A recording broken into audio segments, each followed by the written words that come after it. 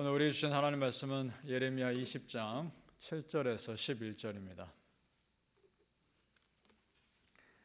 구약성경 예레미야 20장 7절에서 11절 1082페이지에 있습니다.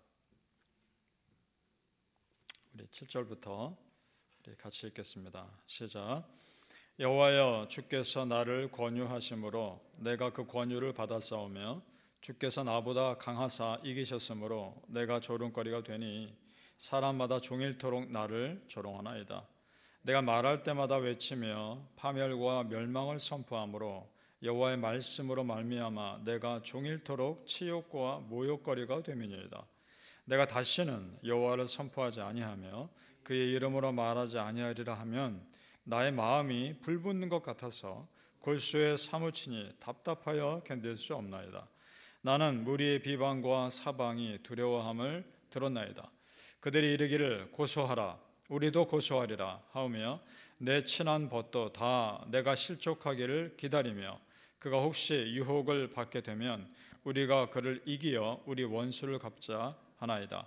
그러나 여호와는 두려운 용사 같으시며 나와 함께 하심으로 나를 박해하는 자들이 넘어지고 이기지 못할 것이오며 그들은 지혜롭게 행하지 못함으로 큰 치욕을 당하오리니 그 치욕은 길이 잊지 못할 것이니이다. 아멘. 오늘 이 새벽 예비하신 하나님의 은혜가 우리 성도님들께 함께 하시기를 예수님의 이름으로 축복합니다. 아멘. 자, 예레미야 선지자가 전하는 하나님의 메시지를 싫어하는 사람들이 너무나 많았습니다. 오늘 말씀해 보니까 친한 벗도 내가 실족하기를 기다리며 라고 되어 있습니다. 예레미야의 친한 친구들도 예레미야가 핍박받고 세상으로부터 외톨림 당하니까 하나 둘씩 떠나기 시작한 겁니다. 왜냐하면 자기도 같은 핍박을 받을까 두려워서. 그러니까 지금 예레미야는 혼자 남은 겁니다. 외롭게 믿음의 길을 가고 있습니다. 그런데 그 길이 비록 외롭고 좁지만 예레미야에게는 사명의 길입니다. 그 길을 예레미야는 가야 했던 겁니다.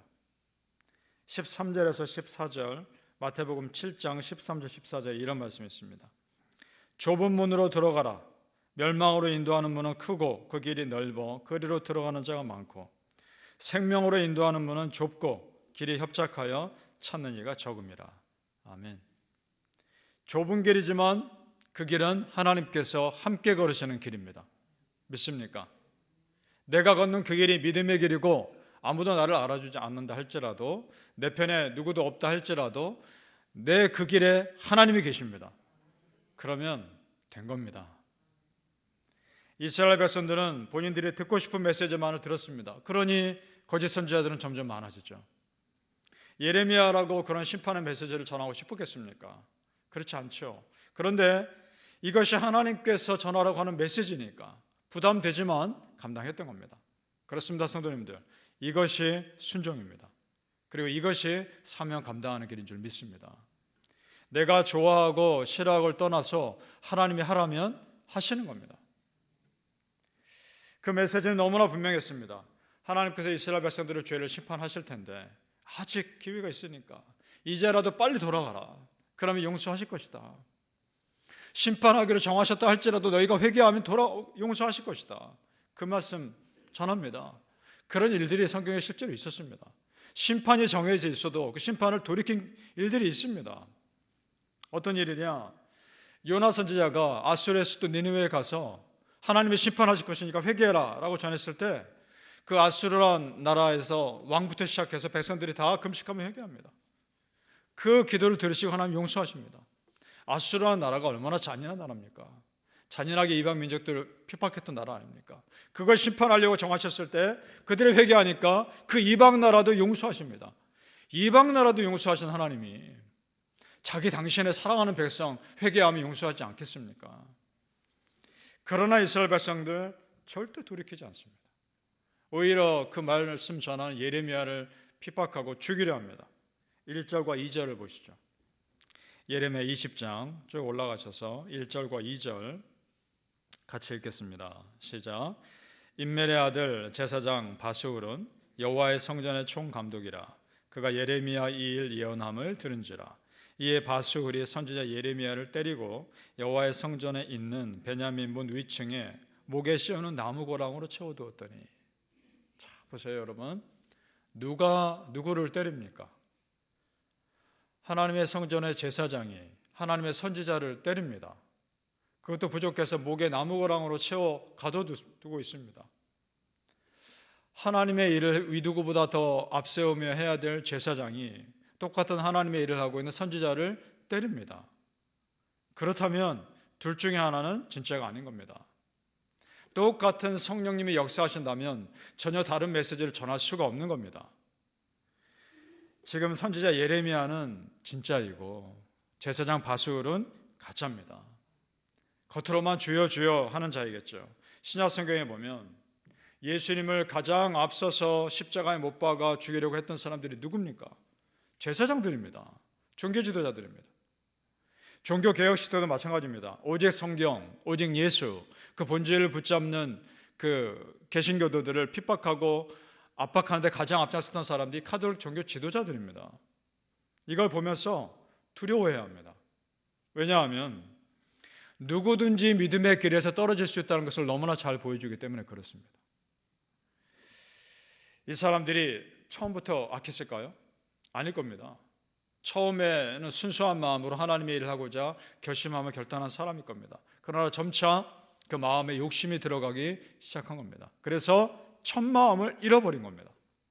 요한계시록에 보면 에베소 교회에 대한 책망이 나옵니다. 이런 내용이죠. 요한계시록 2장 1절에서 4절에 에베소 교회의 사자에게 편지하라. 내가 너의 행위와 수고와 네 인내를 알고. 자, 그러니까 에베소 교회도 잘했던 교회입니다. 그런데 내 이름을 위하여 견디고 게으르지 아니한 것을 아노라. 그러나 너를 책망할 것이 있나니 너의 처음 사랑을 버렸느니라. 아멘. 성도님들, 하나님을 향한 처음 사랑 버리면 다 버린 겁니다. 하나님을 향한 처음 사랑 버리면 그동안 내가 수고한 모든 것도 다 헛된 것이 되어버리는 겁니다. 믿으십니까? 예수 믿고 구원받아 감격했던 그 첫사랑 여러분 기억하시길 바랍니다. 그리고 하나님 나라 갈 때까지 간직하시기를 예수님의 이름으로 축복합니다. 우리가 첫 마음 간직하며 산다는 것 자체가 너무나 귀한 겁니다. 그렇게 어렵기 때문입니다. 우리 사람이 편해지면 마음이 느슨해질 수 있고 영적 긴장감이 떨어질 수 있습니다. 그럼 반대로 마음이 조급하고 쫓기면 오히려 하나님 붙잡는 것이 아니라 세상 방법을 택할 유혹을 받을 수도 있습니다. 우리가 그렇게 약한 존재들입니다. 따라서 어떤 상황에서든지 믿음의 자리를 떠나지 않고 내 영성 꾸준히 유지한다는 것 자체가 정말 귀한 겁니다. 믿으십니까? 사랑하는 우리 성도님들, 세상 사람들이 인정하는 넓은 길보다는 하나님이 함께 하시는 좁은 그 믿음의 길을 걸어가시기를 예수님의 이름으로 축복합니다. 아멘. 예레미야가 심한 핍박을 받고 있지만 그 안에 있는 사명이, 뜨거운 사명이 그를 가만 내버려 두질 않습니다. 전하지 않고는 가만히 있을 수 없던 겁니다. 없었던 겁니다. 이것이 생명의 말씀이니까, 이 말씀을 들어야 사니까 안전할 수가 없었던 겁니다.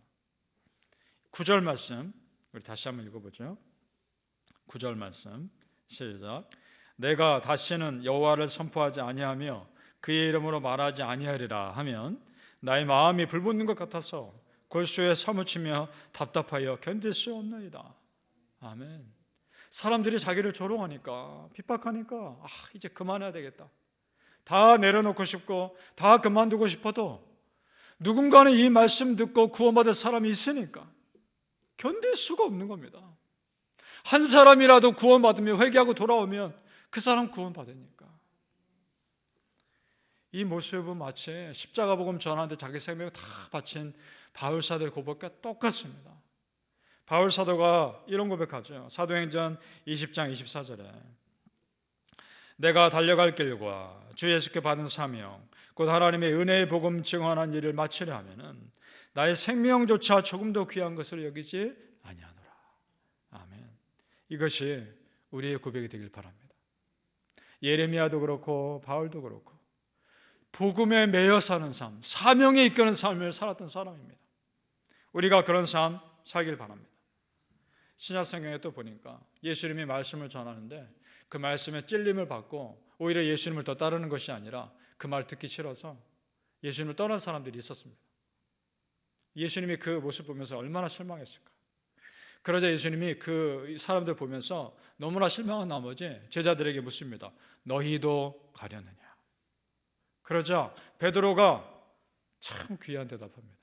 요한복음 6장 68절에 시몬 베드로가 대답하되 주여 영생의 말씀이 주께 있사오니 우리가 누구에게로 가오리까?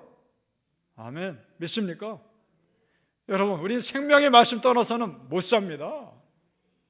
생명의 말씀이 여기 있는데 우리가 어디를 갑니까? 예수님에게 구원이 있는데 내가 누구를 믿습니까?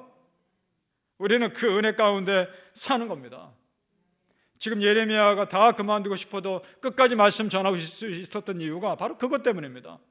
그리고 더 본질적인 이유가 나옵니다. 11절에 우리 같이 읽어보죠. 11절 시작. 그러나 여호와는 두려운 용사 같으시며 나와 함께 하심으로 나를 박해하는 자들이 넘어지고 이기지 못할 것이오며 그들은 지혜롭게 행하지 못함으로 큰 치욕을 당하오리니 그 치욕은 길이 잊지 못할 것이니이다. 아멘. 그 앞부분에 그러하오나 원수들이 나를 핍박하고 조롱해도 그러하오나 상관없이 하나님이 용사 같은 하나님이 나와 함께 계시니까 나는 괜찮습니다. 이 고백 아닙니까? 믿습니까? 사랑하는 성도님들, 이것이 믿음입니다. 하나님이 나와 함께 하신다는 것 끝까지 붙잡는 게 믿음입니다. 이걸 끝까지 믿으시고 내가 걷는 그 믿음의 길, 여호와 하나님이 함께 하신 걸 믿고 나아가시기를 예수님의 이름으로 축복합니다. 아멘. 기도하겠습니다. 아버지 하나님, 믿습니다. 하나님이 나와 함께 계심을 믿습니다. 믿는 자는 하나님께서 붙들어 주심을 믿습니다.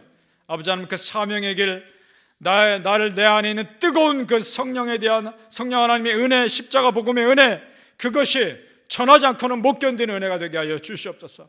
아버지 하나님, 생명의 복음이 여기 있는데, 생명의 말씀이 여기 있는데 내가 어디를 갑니까?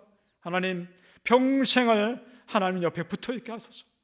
평생을 말씀 가운데 살게 하여 주시옵소서. 평생을 예수 믿고 예수님의 은혜로 살게 하시고 성령님의 붙드심으로 살아가게 하여 주시옵소서. 감사하며 예수님의 이름으로 기도합나이다. 아멘.